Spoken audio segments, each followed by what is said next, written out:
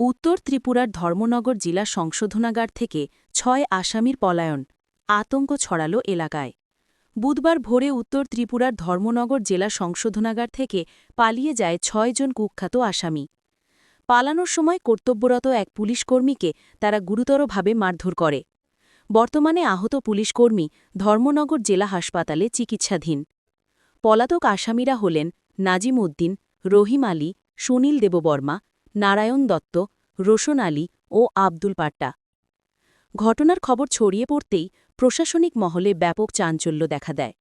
ভোরের পরপরই নর্দার্ন রেঞ্জের ডিআইজি নিজে সংশোধনাগারে গিয়ে ঘটনার বিস্তারিত খোঁজখবর নেন। পুলিশ সূত্রে জানা গেছে, সকালের নিত্যকাজ ও প্রাতরাশের জন্য আসামিদের সেল থেকে বের করা হয়েছিল। সেই সুযোগেই তারা এক গার্ডকে মারধর করে তার কাছ থেকে চাবি ছিনিয়ে নিয়ে পালিয়ে যায়। পলাতক আসামিদের খুঁজে বের করতে ইতিমধ্যে বিশেষ টিম গঠন করা হয়েছে। শহর ও আশেপাশের এলাকায় তল্লাশি চালানো হচ্ছে। চেকপোস্টে কড়া নজরদারি শুরু হয়েছে। পাশাপাশি সীমান্ত সুরক্ষা বাহিনীকেও সতর্ক করা হয়েছে। এক প্রশাসনিক আধিকারিক জানান, পলাতকদের দ্রুত গ্রেপ্তার করার জন্য সর্বোচ্চ প্রচেষ্টা চলছে। একই সঙ্গে সংশোধনাগারের নিরাপত্তা ব্যবস্থার খুঁটিনাটি খতিয়ে দেখা হচ্ছে। এদিকে ঘটনার পর সাধারণ মানুষের মধ্যে আতঙ্ক ছড়িয়ে পড়েছে। তবে পুলিশ প্রশাসন মানুষকে শান্ত থাকার আহ্বান জানিয়েছে এবং সন্দেহজনক কোনো তথ্য বা ব্যক্তির খোঁজ পেলে অবিলম্বে নিকটস্থ থানায় জানানোর অনুরোধ করেছে।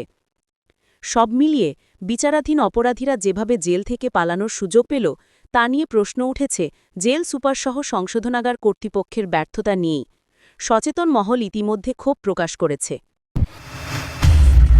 You are watching Ajker Borak, the voice of Borak Valley, a digital unit of Odrija Enterprise.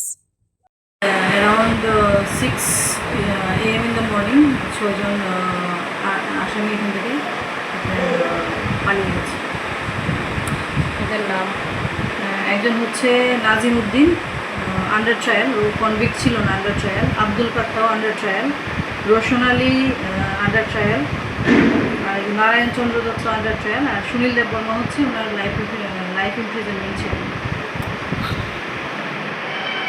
সকাল ওরা কীভাবে পালিয়ে গেছে?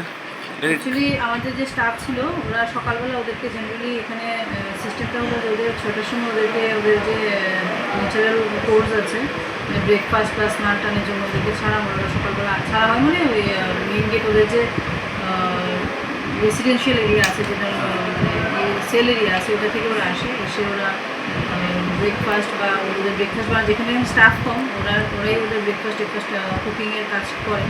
এই কাজের জন্য ওরা এসে হঠাৎ করে আমাদের যে গার্ড ছিল ওনার উপর অ্যাটাক করে ওনার হাত থেকে চাবি তালা নিয়ে তালা খুলে ওরা পালিয়ে যায়। ওই সেকশনে ওরা ছিল সেকশন, ডিফারেন্ট সেকশন, অনেক সেকশন আছে। রোশন আলীর সেকশন হচ্ছে আন্ডার সেকশন 457। রোশন আলীর 3টা সেকশন আছে, under section 457, under section 395, under section 392। Rahim আলীর সেকশন আছে under section 331, under section 330। Abdul পাত্তার এখনও জাস্ট হয়েছে, এনডিপিএস কেসে ছিল। আর সুনীল দেববর্মা তো ছিল, লাইফ ইমপ্রিজনমেন্টের কনভিক্ট ছিল আন্ডার সেকশন 364, 302 আর 201। আমরা এখন ইনভেস্টিগেশন করছি। আর কনসার্ন সমস্ত থানা, সমস্ত পুলিশ স্টেশনকে ইনফর্ম করে দেওয়া হয়েছে। বর্ডারিং যত সাব ডিভিশন আছে ইনফর্ম করে দেওয়া হয়েছে। বিএসএফ ইনফর্ম করে দেওয়া হয়েছে। আমাদের ডিটেল সার্চ অপারেশন চলছে। তো আর এখানে ইন্টারনাল আমরা ইনকোয়ারিও করছি, ইনভেস্টিগেশন করছি। তো আমাদের ইনভেস্টিগেশন শেষে আমরা একটু ব্রেক অফারিটি আছে ওনার কাছে আমরা সাবমিট করব। আপনারা আমাদের আজকের Barak the voice of Barak valley Facebook page ও ইউটিউব চ্যানেল সাবস্ক্রাইব করতে ভুলবেন না কিন্তু। ये दीवारें सब झेलता है, मजबूती से सालों चलता है। बराक वैली की नई पहचान, मजबूती का दूसरा नाम, valley cement. Valley strong, very strong.